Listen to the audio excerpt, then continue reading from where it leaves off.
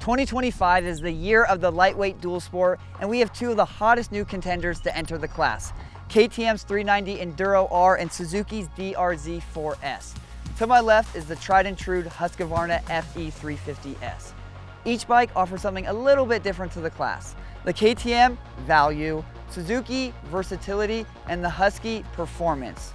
We're gonna test these bikes over mixed conditions on and off-road to determine what is the best all-around lightweight dual sport, or which bike might be right for you.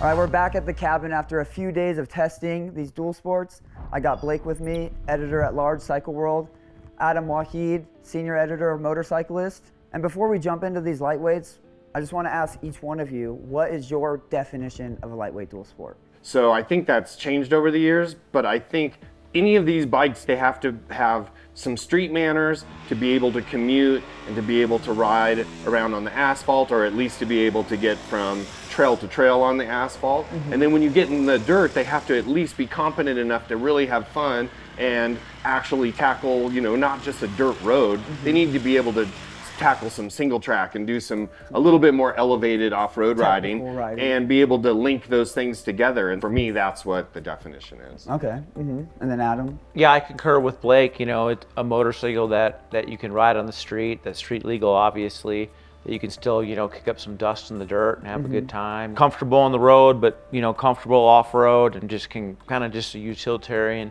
versatile motorcycle. Yeah. Yeah, I think like a bike that seamlessly transitions from pavement to dirt and then back onto pavement. But that's the thing with these three bikes, is we have three bikes that do that very differently. One that's based off a street bike, one that is this DR-Z middle ground that's always kind of been the jack of all trades of street and off-road. And then the Husky, which is like a race bike with a license plate, essentially, you know. They have such different characteristics, so let's jump into the engines, because they all are pretty different as far as characteristics, but pretty similar in displacement and horsepower. So what did you think of the KTM engine, Blake? The KTM's interesting because, like you said, it's based on a street bike platform. Compared to the DR-Z4S, for instance, the KTM really wants a lot of revs to be able to make power. And so you've really kind of got to scream it. It's got a quick shifter. You can use those revs, but compared to the DR-Z4S, it doesn't have that mid-range or bottom end to chug like we found on the, you know, the more technical trails that we rode today, that you've really got to rev the beans out of the KTM to make it go. And sometimes that's frustrating, and especially off-road, you know, you're really having to work to keep the thing going, and then you're kind of having to make decisions between first and second gear in some places, but then you can totally flip the script on the street. It's more of a street-oriented bike, and on the street, it's really fun because it's revvy and fun. So I think for the KTM, it's kind of interesting. Its platform really has dictated what that bike is. Yeah, so being based off the 390 Duke, there's like this clear feel that this engine was originally developed for street riding, and now has been plugged into an off-road setting. There's not a whole lot of bottom end. It just feels like, you got to manage the revs a lot. Not even on off-road, but also on the pavement. I felt like you got to keep the thing spooled up to make it go. And that was a little bit frustrating in the tight technical stuff where you're in first gear and you're almost at a standstill and you feel like you just need some torque, but it's not there. So what did you think of the KTM engine? Yeah, I think Blake's summed it up really well. You know, the KTM engine, it really likes to rev, and if you're someone who likes a really high revving engine, you're gonna like that motorcycle engine for sure. It's fun once you get used to it and just, you know, riding it, you know, wide open throttle all the time. It's actually pretty fun. The gripe I have with that engine is it shakes, like it's this incredible amount of vibration. It feels least refined, maybe. Yeah, it just it feels, you know, a little clunky, and it just vibrates like insanity. So I mean, it's not necessarily a bad thing. Maybe if you're a motorcycle rider out there who's looking for a very visceral riding experience, you're gonna like that powertrain package because it likes to rev high and it shakes like hell. So you might like it. It works best probably on the pavement, or it on works fire well on roads. fire No, roads. it works when good the dirt. speeds You just are gotta higher. keep Yeah. the throttle wide It's- open. Yeah. When you're crawling on a Jeep trail like we were, that's when that engine Which doesn't work as well. I think that's one thing that I think for the target audience for the KTM, who's going to be a newer rider, who's going to try to take that on an off-road trail riding situation, it's going to be more work to ride well with that engine than it is, say, on the DR-Z4S. Yeah, correct. That's well said. So it's going to require a little bit steeper of a learning curve. It's not beginning rider user-friendly as you may think it is for kind of an entry-level dual sport. So. It's almost two-strokey, like pipey. Like you got to, and then it hits that mid-range top end and really starts making power. Yeah. Where the Suzuki, now let's talk about the Suzuki engine. That engine, typical enduro-like engine, good bottom end power. So what do you think of that thing? You flip the script with that one compared to the KTM. I think that the Suzuki, you can put it in first gear and just really chug it, shift to second. It's still really luggable and chuggable, and you can just climb rocks real slow.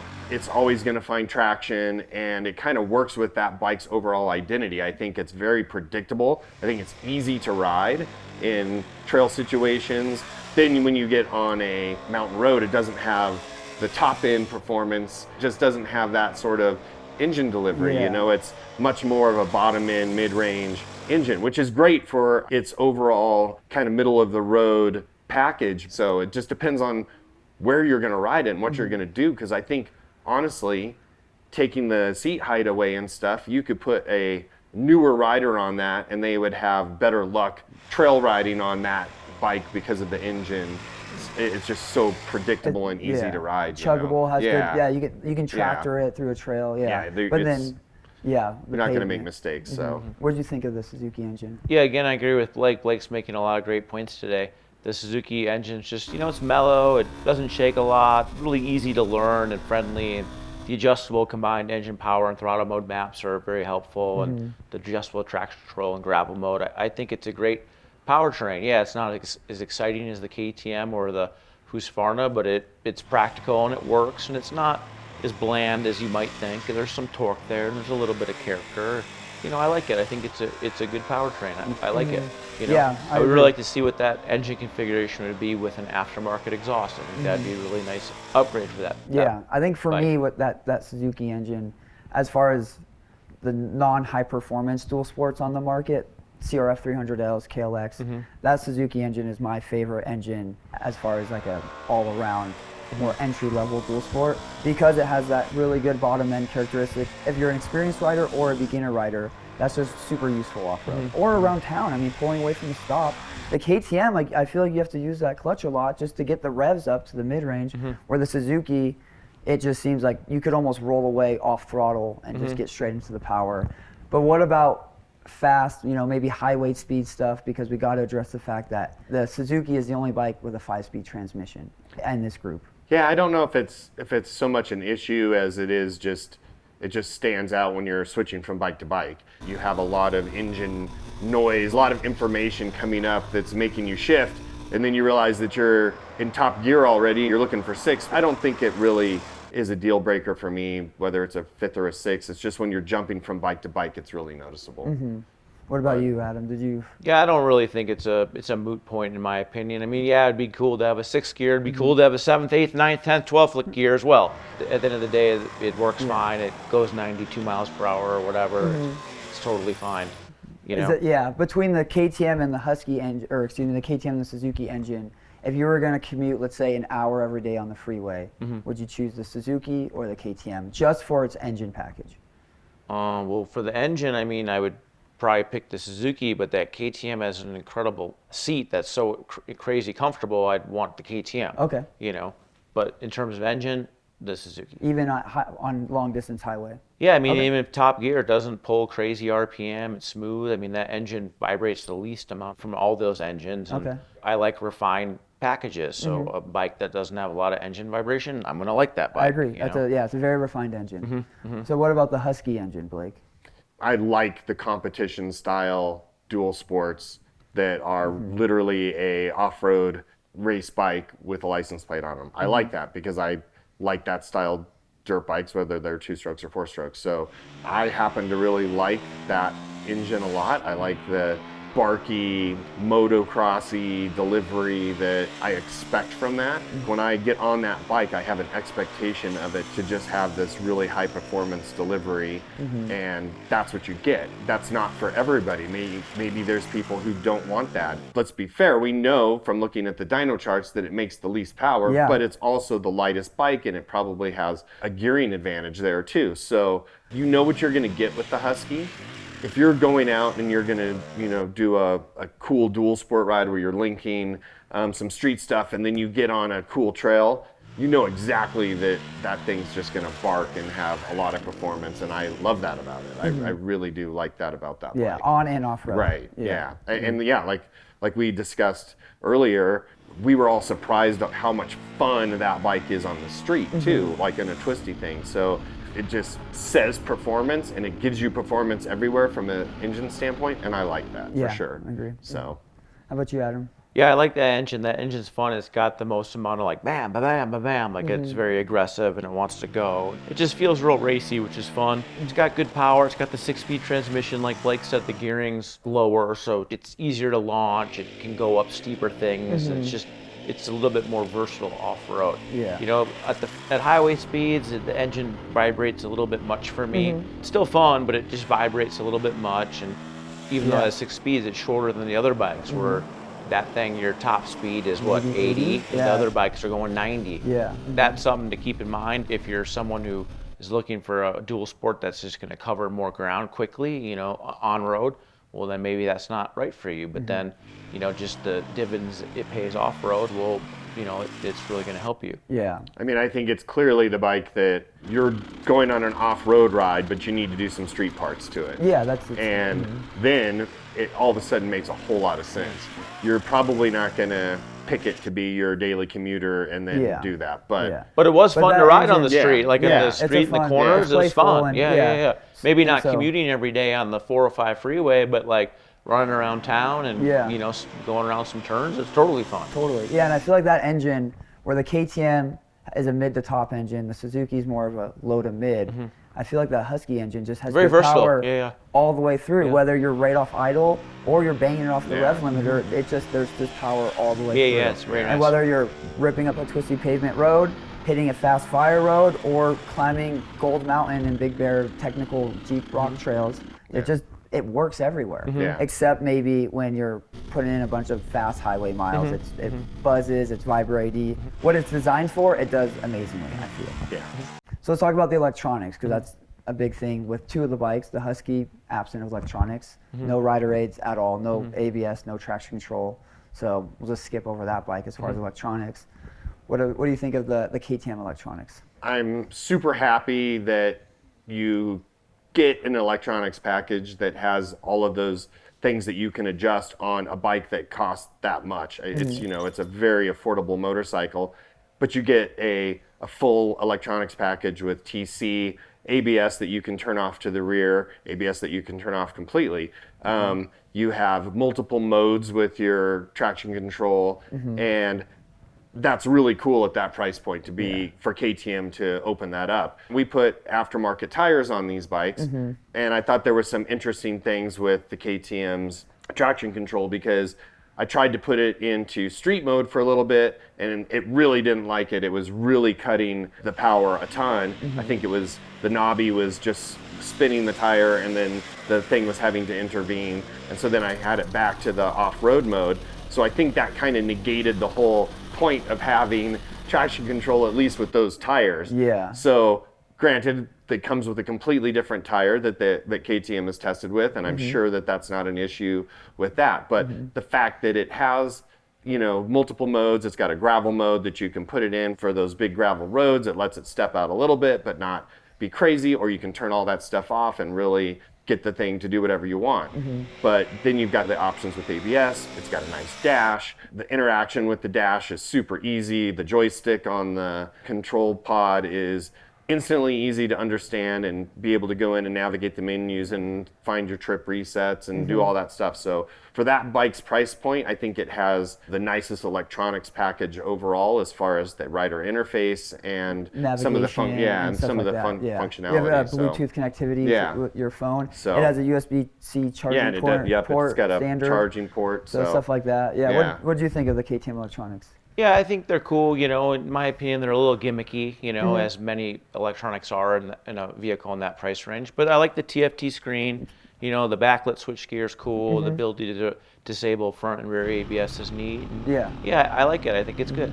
We threw on Pirelli MT21 tires on all three of these bikes, and so I noticed that as well. With the KTM, with that knobby tire on it and street traction control, you get on the throttle, and especially when it gets into the mid-range and the top end where it's making its power, the TC, it's just cutting in because I don't even think the tire's spinning. I think maybe just as it goes from one block of knobby to the next, that's just something to trigger just throwing it off. It's just throwing it off. But then we throw it in off-road TC, and it doesn't trigger it on the pavement. Right. So if you're going to put a knobby tire on that thing and you want traction control on the pavement, you almost have to default just to off-road traction control. Right. But it is nice that you can turn off traction control, ABS front and rear on the KTM. That's great. Yeah. And I agree that the TFT display is the nicest, I think. Easiest to read. Yeah, it's easy to read. It looks nice, sharp. Looks like it's going to hold up well against we weather had a lot of situations where we were riding where we had so much dust, and on the Suzuki, when dust gets on the dash, you have to wipe it off because you can't read anything. And then on the KTM, it's even when it's covered in dust, you can still see all the information. And it also has a really nice, it's super easy to scroll through and see your tack and your speed, or go in and have the other information with your fuel range and some other things like that. Both. The KTM does not have a fuel gauge. That's the one thing. Or the Husky. You get a fuel light, but no fuel gauge on the KTM or the Husky. Yeah, so let's talk about the Suzuki electronics, because that was a big thing for this bike, really, the overhaul of the DR-Z, the new 4S. I mean, that was a major talking point. Yeah. And so what did you think of the Suzuki electronics package? Yeah, in the past, obviously, DR-Z's never had any of that stuff. It's nice to give the customer some options and have some different TC options and ABS options that are easy to switch on and off. And I'd say, for me, that's the key to it. Overall, the package, I think it's simple. Kind of like, you know, a lot of Suzuki's products, it's kind of got the real simple modes that you can go in and change on the fly and do that, but it's got just the basics that you need. Yeah, I agree. What it's called, I think, Suzuki Drive Mode Selector. Is that what it's called? Wahid? So what do you think of those, the electronics package on the Suzuki? Yeah, I like the electronics package on the Suzuki. You know, in reference to the KTM, it's much less gimmicky. Much less gimmicky, it more well sorted, and you know, it's going to be appreciated by a wider spectrum of riders. Like, obviously we're going to turn everything off and off, but like, if you weren't someone who's, you know, versed in riding dual sport bikes, you're going to want to use those creature comforts, and they're going to help you, and they're going to work good. And you know, not having a TFT, it's not a big deal to me. You know, like it still looks fine. It's easy to read, and fuel gauge, and the big chunky switchgear. You know, it's not backlit like the KTM, but it's still chunky, and it feels good. And yeah, no, I think it's fine. I think the electronics on the Suzuki are a home run, honestly, at a bike in that class. Yeah, I agree with you. Yeah, I think that drive mode selector, the Suzuki, it's so easy to switch, whether it's your throttle map or your traction control setting. And you can do it on the fly. While you're riding, it's really a handy feature. Yeah, just chop the throttle,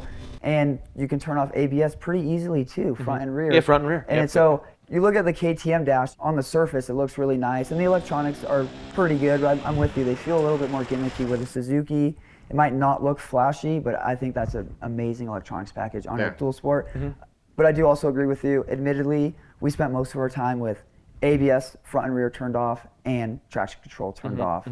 And that's where, you know, you lead to something like the Husky, where they know, for the most part, the person buying that bike doesn't want traction control or ABS. Because if I owned the KTM or the Suzuki, I would probably always ride it, unless it was like a rainy day with all the rider aids turned off. So, but for the people that want it and need it, I think it's a good addition to that bike in this category. All right, moving on to suspension, chassis, brakes. Let's start with the KTM again. Adam, what do you think of the suspension on the 390? Yeah, I think it's okay. You know, it's definitely like a little bit less expensive components, obviously, with the bike's MSRP, but you know, they work totally fine. You know, they look racy, they look cool. You know, it's got a nice inverted fork with the toolless compression rebound adjusters and the direct mount shock. And yeah, it works surprisingly well, honestly. You know, it's nothing groundbreaking or earth shattering, but it goes over bumps real well. And, you know, yeah, it gets a little bouncy. I think the KTM suspension's totally fine for that MSRP and that intended use audience. Did you feel like the suspension was soft or stiff?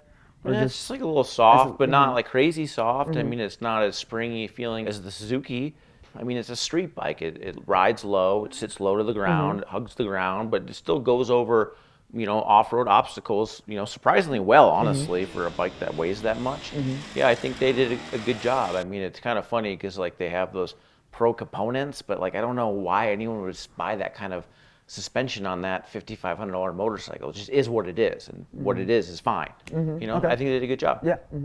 I think the suspension's just a little bit of an interesting thing with the KTM, just because, as we said, it's a street bike-based platform. It's the heaviest bike of the group, and it's kind of got to manage a lot. On gravel roads and on the street, suspension's working great. I just felt like when we got into some little bit more technical stuff, all of a sudden it didn't have the composure that I really wanted it to. I could really feel the weight on the front end.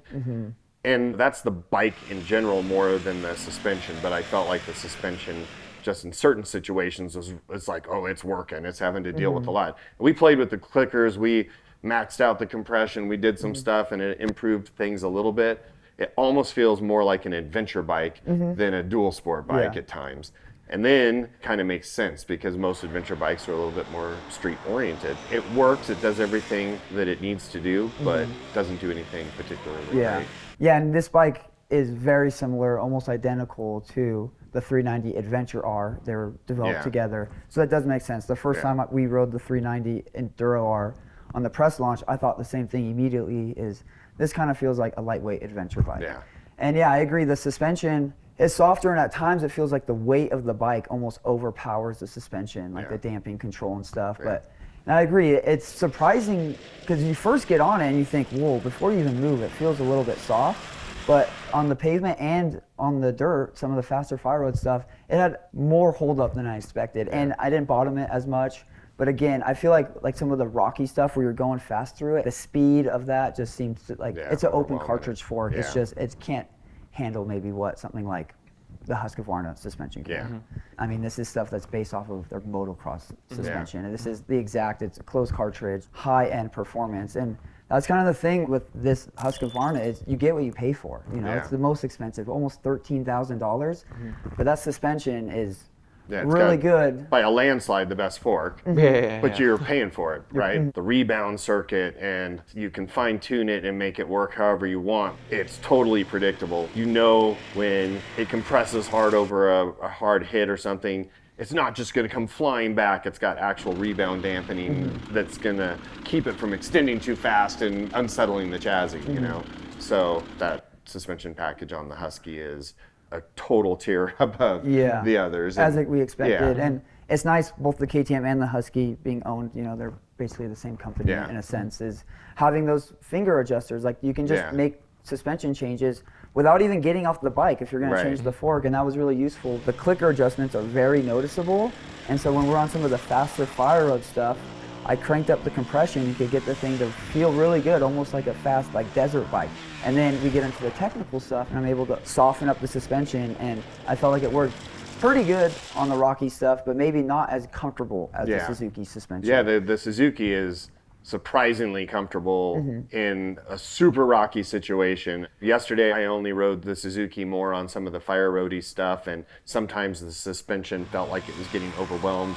And then on the street, the Suzuki felt a little bit vague with the front end, which could be the tire we put on it. But then on technical rocky stuff, coming down off of Gold Mountain, I was so happy that I was on the Suzuki right then, because it was plush and enjoyable to ride, and I was really impressed by how good the suspension worked in that rocky situation. It was almost as good as the Husky in some ways. Yeah, and you're going, you can't quite go as fast as you can go on the Husky, but man, it's predictable and trustworthy, and you don't feel like you're gonna knife the front end. It's just totally, easy to ride.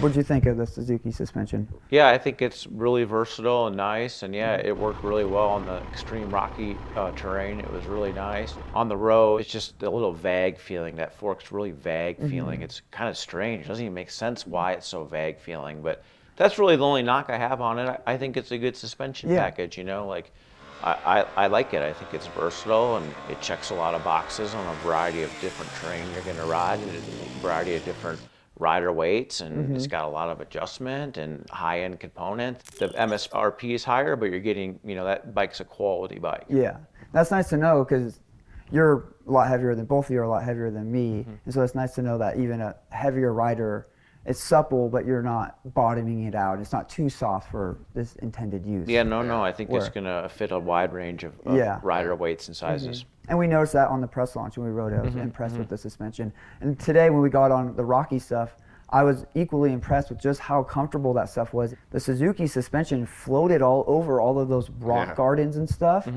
where the Husky, because I kind of admittedly going into it thought this is where the Husky's going to shine, is on this section of the trail. And it wasn't bad, but to me, the Suzuki, it just floats over stuff. It's super comfortable. But I did feel like when I tried to push the pace in the rocky stuff, that's where I felt like the suspension could get overwhelmed. If you're going fast in some rocky stuff and there's a hidden rock or a G-out, that's where that suspension will probably find its limit. Yeah. The Husky, I felt you had to ride it hard to get it to work more on the more technical stuff, to get it to compress more. But then I had the confidence going fast, knowing that if I do hit something big, this suspension and chassis will handle it. What about handling? Let's start with you, Adam, in the KTM.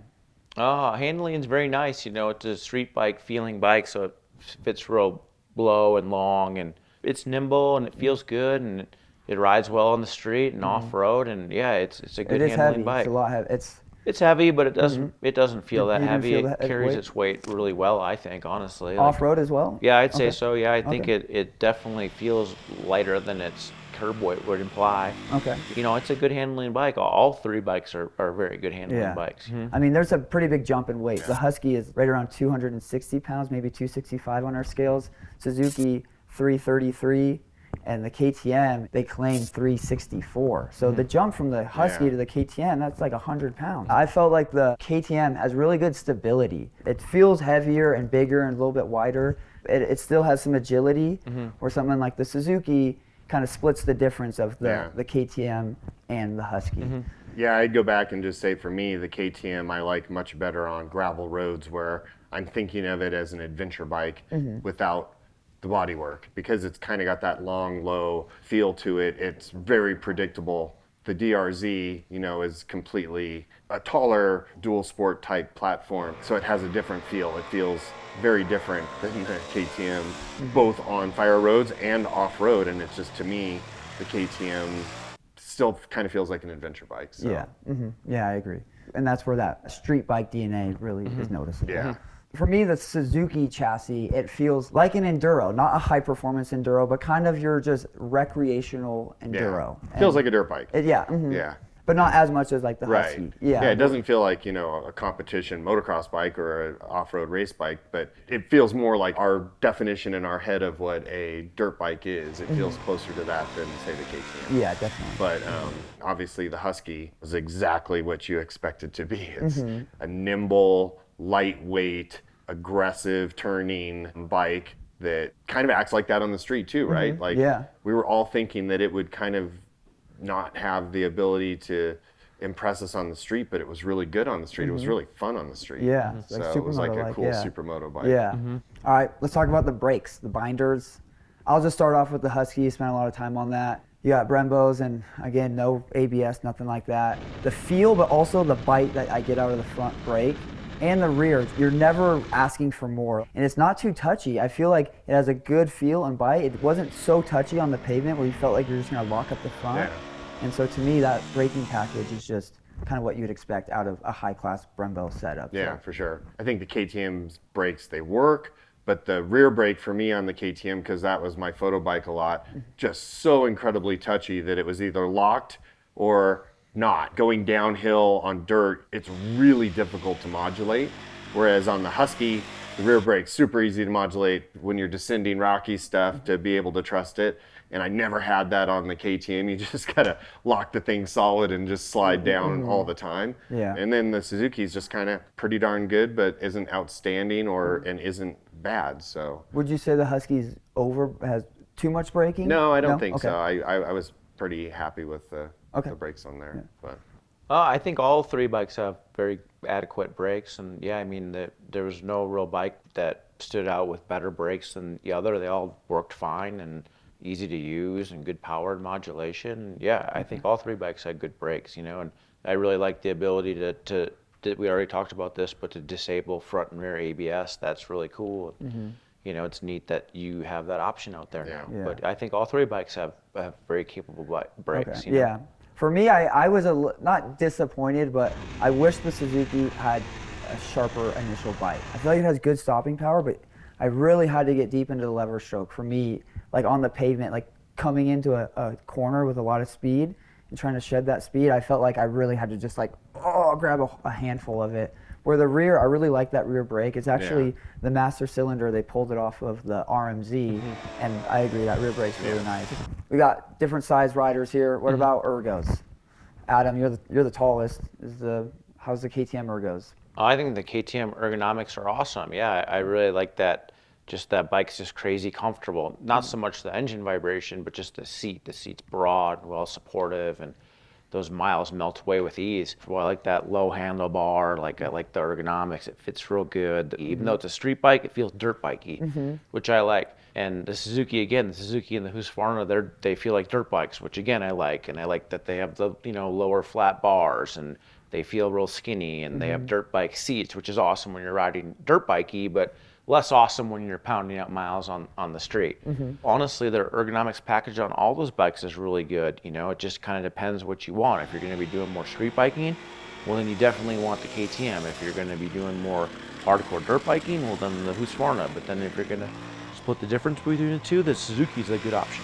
Was the KTM, the foot peg to seat ratio wasn't too tight for you? No, it's really good. Okay. It's a comfortable bike. They did a good job with that. Yeah. How about you, Blake? Yeah, as a street bike, it feels like a street bike to me. We have to mention that the seat height on the KTM is the lowest of the group, which at times is really nice. Didn't really find that, when I stood up, that the bars were too far away or anything. So both on the road and on the dirt, I thought that the ergonomics overall on the KTM were pretty well balanced. Definitely the seat's the best. Like Adam said, if you're going to spend more time on the street, that's the bike you want to spend the time on. The Suzuki and the Husky both have much taller seat heights. They feel like a dirt bike. It's harder to tippy-toe when you're making turnarounds and stuff. And so you kind of have that compromise. You have the skinny seat that's hard, and you're spending most of your time standing on those when you're riding off-road, so it all makes sense. But as a street bike, they can both be a little bit punishing in that thing. But as far as rider triangles go and bar position and levers and everything, I thought both of those bikes felt like dirt bikes that you're familiar with, and they're just comfortable and easy to ride. So For me, the KTM, as far as comfort, to me that rider triangle was the most comfortable. The seat, I really like. I agree. I think that's part of it. To me, also, feels like a little bit of a more open, spacious cockpit to me than the Suzuki, and especially more than the Husky. I like the big, wide handlebar. It gives good leverage of the bike. Where the DR-Z, it's more comfortable than the Husky, but you still have this kind of narrow, stiff seat, so it doesn't quite meet the same comfort level as the KTM. Where the Husky, you're not getting much comfort out of that thing. That's like one of the big compromises with that bike. I think one thing that we kind of have to mention that we've talked about internally, you take the bike's 3 kickstands, which is super funny to think about, because you wouldn't think that that would ever be something we talk about. But like on the Husky, you can't find the kickstand with your boot. You almost have to get off the thing to get it because it's hidden under the plastic. On the KTM, you can't avoid hitting the thing constantly. It's always in the way. And then on the DR-Z, it's just out of the way when you need it to be. And then when you want to put your foot on the little thing to put it down, it's super easy. So it's just like one little thing that I noticed. The kickstand with the KTM is your boot can hit the kickstand pretty often, especially riding off-road, and then it pushes the kickstand down, which pulls it off with the kickstand sensor, which then cuts power to the engine and turns it off. KTM, their solution for that is like a rubber band coming off Yeah. of like near the passenger foot peg to just hook the kickstand up so it doesn't bother you off road. And that's a little bit of a disappointment. Again, I know it's a more affordable bike. Your brand new motorcycle, there's this kind of gimmicky solution to the kickstand coming down, which is a little bit of a bummer. And so like, what about fit and finish with the KTM? I think for that price range, it's really hard to criticize it too much, right? I think that there's some little things here and there. It's got less expensive components in some places, but at that price range, it's really hard to bash on that bike for too many fit and finish things. Like we said before, you've got a couple of the things like the really nice dash. Fit and finish overall at that price range, I really don't have any things to complain about too much. So For the price point, it's fine, you know, and they've made some improvements over the last decade or so with their manufacturing partner. And yeah, I think the fit and finish is okay. It definitely looks really nice a little bit farther away when you get up and close. Maybe it's not as good looking as obviously the Suzuki is, you know, or the Husqvarna, but I think it's fine. Yeah, I think, you know, there's for the definitely some price. quirks with that bike. I mean, Yeah. for me, I noticed, to me, the hardware, working on the bikes, changing tires and stuff like that, to me, that hardware on the KTM just feels cheap. Like, it maybe frustrate you as an owner working on that bike a lot. But for the most part, everything else, the fit and finish is nice. The engine's not as refined. Some of the electronic gimmicks, like they say it has these, you know, automatically canceling turn signals, but those didn't work for us. And so some things like that, but again, when you're spending $5,500, what you spent on your mountain bike, it's hard to complain when you It get really a is. nice It's a motorcycle. good bike for the money. Where then the Suzuki, really nice fit and finish. It's on that really bike, nice, yes. especially at that price point. Well put Made in together. the only Japan. thing that I would say about the Suzuki that at that price point I 100% want on my dual sport, I want an actual skid plate and I want hand guards. Hand guards, You know, yeah. those two things, I'm like, I can't believe that they're missing on that motorcycle. It's kind of unfair because you go over to the most expensive bike and you look at the Husky, it's got pro tapers, it's got OD lock-on grips, it's got everything, which you expect at that price point. But the Suzuki's not exactly inexpensive, so I at least want a skid plate and I at least want handguards on that included. So, Hand guards for sure. yeah. Especially when you look over at the $5,500 bike. Yeah, it's got that hand comes with guards, yeah. handguards. Right. When we came down Gold Mountain today and we were in the rocks, I was consciously thinking on the Suzuki that it didn't have a skid plate and choosing some lines where I saw some drops and knowing the suspension's a little bit softer, I'm like, I can't do that line or I'm going to drill the frame rails right into a rock. So you got to... Because it does have like this little skid plate, but it's Yeah. just like in between the frame in rails. between It the protects frame the engine, rails. but like you're just going to smash your frame rails. And then the Husky, I mean, the fit and finish, kind of what you'd expect, kind of what you would demand if you're spending $13,000 on a dirt bike, a dual sport. But you don't have to do anything to that bike. You're not going to have to put bars on it or do anything. You may want different hand guards or something, but it's got nice foot pegs. It's got nice everything. So you the don't hubs, have, like the hubs are like amazing looking. Everything is just really nice and spot on. Steel braided lines. To me, there's not really anything I can point out with the Husky that seems unrefined or the fit and finish isn't there. But again, it's a dirt bike. You can't complain about the dash. You know, it's nothing fancy. It's just got but like a it's little got the Enduro information thing. that you need. And So it would be nice to have a fuel gauge, I will Yeah. say that, but not a deal breaker Right. for me. At $5,500, KTM's 390 Enduro R is the most streetable of the three. It has the lowest price tag, the highest top speed, and makes the most horsepower. Its engine and chassis make it a great dual sport for riders who will spend more miles on pavement with some off-roading mixed in. It lacks some refinement, versatility, and off-road performance, but as an everyday utility vehicle that can also serve as a weekend toy, the 390 Enduro R is an easy motorcycle to recommend. At $9,000, Suzuki's new DR-Z4S is a balanced, sporty, and refined motorcycle. The 4S offers an appealing mix of on-road comfort and off-road performance, giving riders a middle ground between mild and aggressive.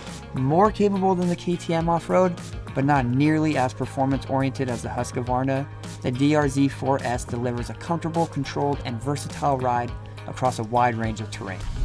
At just over $13,000, Husqvarna's FE 350S stands as CycleWorld's best lightweight dual sport of 2025.